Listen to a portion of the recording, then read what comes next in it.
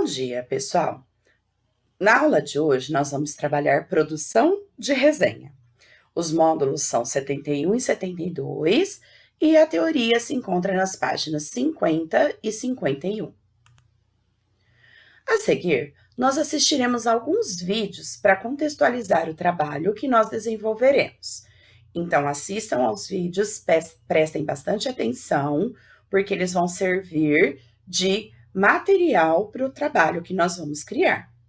Esse vídeo é um convite para eu e vocês buscarmos conhecer mais sobre os povos indígenas. Em abril, aqui no canal, eu vou contar histórias deles, inclusive escritas por autores indígenas. Bom, o Dia do Índio é comemorado não só no Brasil, mas em toda a América Latina. Isso porque no dia 19 de abril de 1940, lideranças indígenas se reuniram no México e descobriram que eles tinham as mesmas dificuldades e poderiam juntos unir forças e exigir soluções dos governos dos países em que suas terras agora estavam. Como assim? As terras deles já estiveram em outros países? Não, como muitos de vocês já sabem. E aí eu peço um pouquinho de paciência se é o seu caso. Na verdade, os países da América que conhecemos hoje, com esses nomes, como Brasil, Argentina, México, Peru, Bolívia, é que vieram muito depois. Imagine que se você mora no Brasil, bem aí onde você está nesse momento, ou também onde eu estou aqui agora, há muito tempo, bem antes de seus pais, seus avós, bisavós, tataravós existirem, moravam outras pessoas. Calcula-se que de 2 a 4 milhões, isso é muita gente. E essas pessoas estavam divididas em cerca de 1000 povos, com línguas, hábitos, tradições, culturas, brincadeiras, bem diferentes umas das outras. Bem diferentes das que temos agora. Bem diferentes também da dos portugueses, que chegaram por aqui lá em 1500. Ai, era uma coisa muito rica em diversidade, né? Só que então os colonizadores portugueses obrigaram essas pessoas a aprenderem a língua portuguesa, a terem os mesmos costumes que eles, a se converterem ao catolicismo, a trabalharem para eles. Isso foi muito chato, foi muito triste, e o pessoal que morava aqui sofreu um bocado, viu? Ficaram doentes, muitos deles morreram, inclusive. E essas coisas todas que muitos de vocês já aprenderam nas aulas de história. Tá, mas e o que aconteceu com esses povos? Apesar de tudo isso de ruim que aconteceu, os povos indígenas são muito, mas muito fortes. Hoje, existem quase 900 mil pessoas pertencentes a 254 povos e que falam mais de 150 línguas diferentes. Vou falar, se juntar você, sua mãe, seu pai, um irmão ou irmã, 2 vô, 2 vós, um tio, uma tia e 4 primos, juntar os dedos dos pés e das mãos de toda essa gente, vai ter um monte de dedo. E para cada dedo existe uma língua diferente.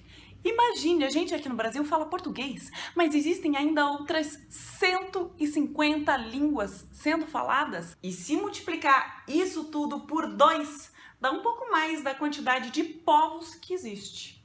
É como dizer que europeu é tudo igual, por exemplo. Não é, né? Então, chamar esses povos de indígenas só significa que eles são os povos originários do continente americano antes da colonização. Mas eles continuam por aqui, se transformando como sociedade, assim como a gente. Alguns preferem se manter sem contato com a nossa sociedade. Outros querem ter algum tipo de relação com a gente. O importante é que todos sejam respeitados em suas escolhas. E afinal, por que nós não os conhecemos, apesar de toda essa história de muita força? Como disse uma vez Daniel Munduruku, pesquisem sobre ele. Os povos indígenas fazem muito esforço para entender o Brasil. Há mais de 500 anos, né? Mas o Brasil faz muito pouco esforço para entender os povos indígenas. Vamos nos esforçar, então? Fica aqui meu convite. E assim a gente vai parar de chamá-los só de índios e indígenas, colocando todos numa mesma caixinha. porque a gente vai conhecer o povo Pataxó, Mundurucú, Criabá, Sateré-Maué, Guarani-Kaiowá, Terena, Quincedim. Aposto que você sabe falar tupi. E eu provo aqui. Você entende quando dizem guri, jabuticaba ou jabuti? Sabe que bicho é quando falam sagui, tamanduá ou siri? E sucuri, jacaré, capivara, arara, urubu, tucano, paca ou tatu? Sabe que fruta é se falam caju, guaraná, pitanga ou maracujá? Sabe o significado da palavra abacaxi? Então, tudo isso é tupi. Também é tupi, samambaia, sabiá e paçoca. E piranha, taquara, perereca, taturana e peteca. Você entende quando falam pororoca ou faz cara de boboca? Se falam saci, você sente um arrepio e escuta um assobio? Viu como você entende tudo, sim, senhor, sem precisar de tradutor? Você já falava tupi e não percebia, mesmo falando todo dia.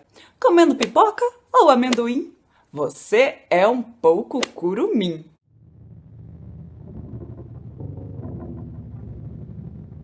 A sociedade foi ensinada a pensar o indígena como um ser do passado. Não sabe que existe indígena. Só existe gente da cidade.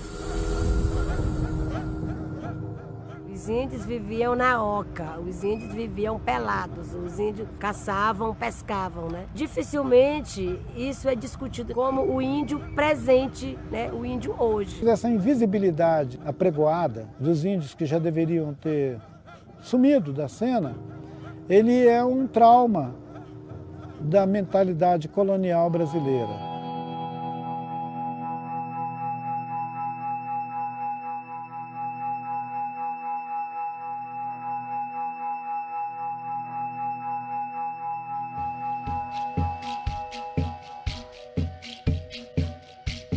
Há toda uma série de elementos que a gente poderia pensar que é usado hoje ainda para fazer essa reprodução permanente desse estereótipo.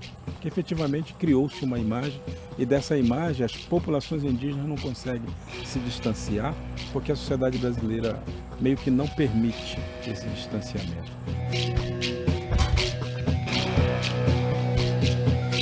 Gente, nós aprendemos tudo, nós aprendemos a falar português, a usar as ferramentas, assim, tipo, vocês nos forçaram a aprender isso. Quando a gente aprende, vocês querem falar assim, tipo, nós não deveríamos ter aprendido. Isso é muito contraditório, sabe? Pedro Álvares Cabral não descobriu o Brasil, quem primeiro foram os índios. Isso é muita injustiça. Terra pra gente é parte da gente. Só quem vai saber quem é indígena ou não é o próprio indígena e sua sociedade, sua etnia, sua nação a qual ele pertence. Tentar pensar o índio mais real, aquilo que ele é hoje, né? No século XXI, vivendo na aldeia, vivendo na cidade, de carne e osso. Povos indígenas fazem muito esforço para entender, aceitar o Brasil. O Brasil faz muito pouco esforço para aceitar e compreender os povos indígenas. Nós somos uma nação com uma presença indígena expressiva e que estão aqui para ficar.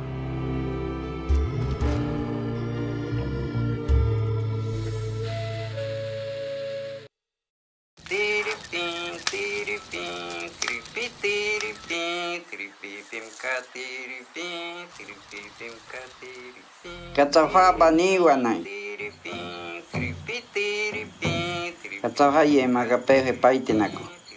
Amazônia rico. Wani kawa mana nitsa. We makayaka. Karunko akawan here. Terza wanako kawa paramarita. Wain hakawakapi iyo. Watakha wachikure pakuwaka. Nhão Wahiuca, Brasil. Nhão Sakapakwe Paka.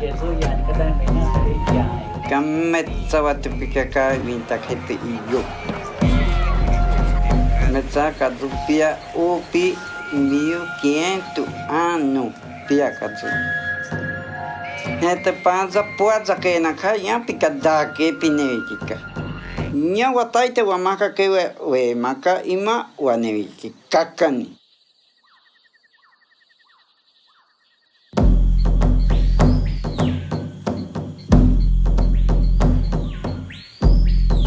Vamos lembrar a estrutura da resenha crítica? A estrutura de uma resenha crítica é título. Algumas publicações exigem que seja exatamente o título do texto resenhado. Ou seja, eu colocar o mesmo título na resenha do título que eu estou fazendo a resenha. A referência bibliográfica, ou seja, onde eu busquei as informações que eu estou usando. As credenciais do autor, lembrando quem é o autor sou eu, o escritor, então as credenciais de quem está escrevendo o texto. O conhecimento, você vai apresentar os seus argumentos para você estar fazendo aquela resenha. As conclusões do autor. E um quadro de referência, se possível, teórica, ideológica, falar sobre de onde você tirou esses argumentos que você usou. E a apreciação da obra, que é quando eu vou falar um pouquinho mais a fundo sobre o que a obra está dizendo. Aqui nós temos um texto que também vai servir de material para nossa produção de resenha crítica.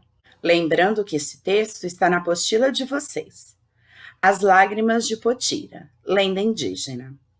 Muito antes de os brancos atingirem os sertões de Goiás, em busca de pedras preciosas, existiam por aquelas partes do Brasil muitas tribos indígenas, vivendo em paz ou em guerra e segundo suas crenças e hábitos.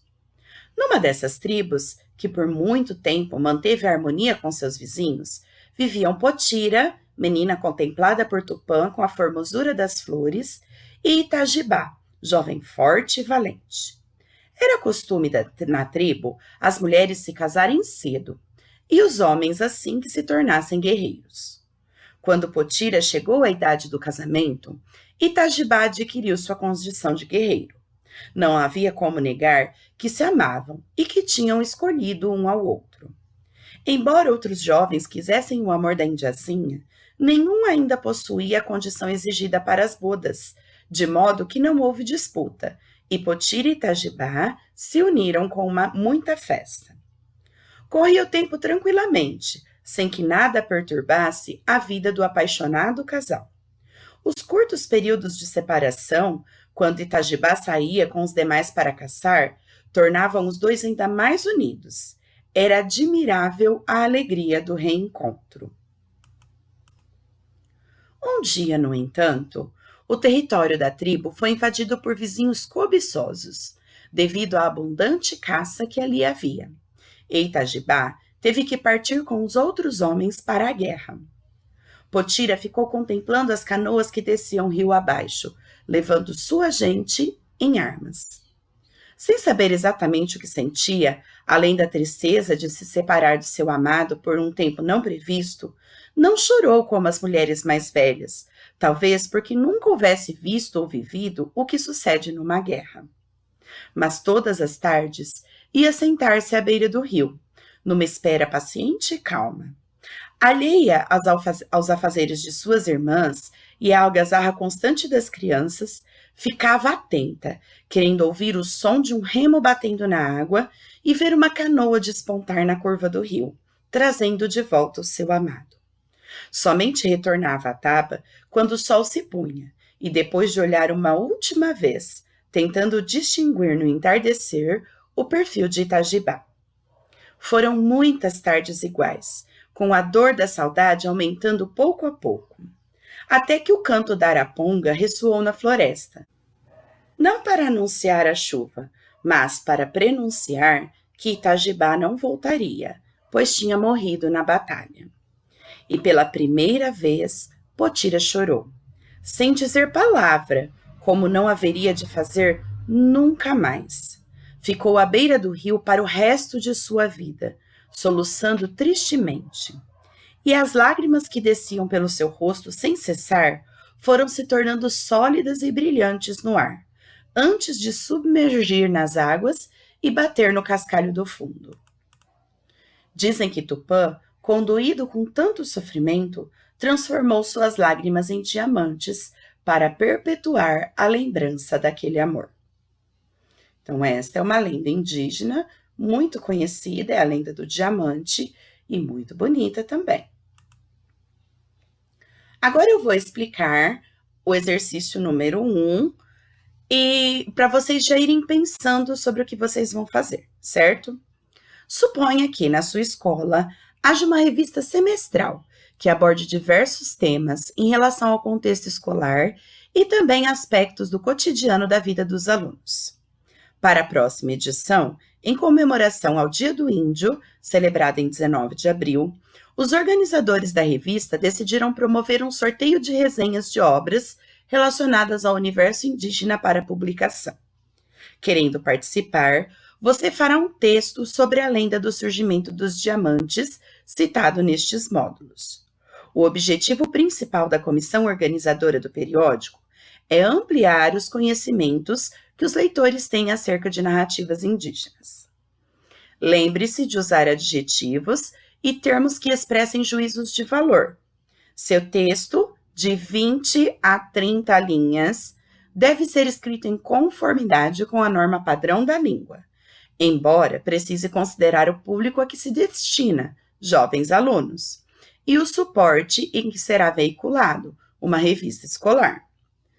Dê título à produção e assine com um pseudônimo, isto é, com um nome fictício diferente do seu nome civil, diferente do seu nome verdadeiro, mas que o represente bem e sem piadinhas nos nomes, hein, pessoal? A folha de redação está na página 327. Para nossa aula online, vocês vão ler a teoria, a produção de resenha, nas páginas 50 e 51, e realizar os exercícios 2 a 9, nas páginas 60 a 62. Essa redação não é para ser entregue ainda hoje, mas é bom vocês já começarem a pensar o que vocês vão fazer para começarmos a trabalhar, tá bem? Anotem as dúvidas e até mais!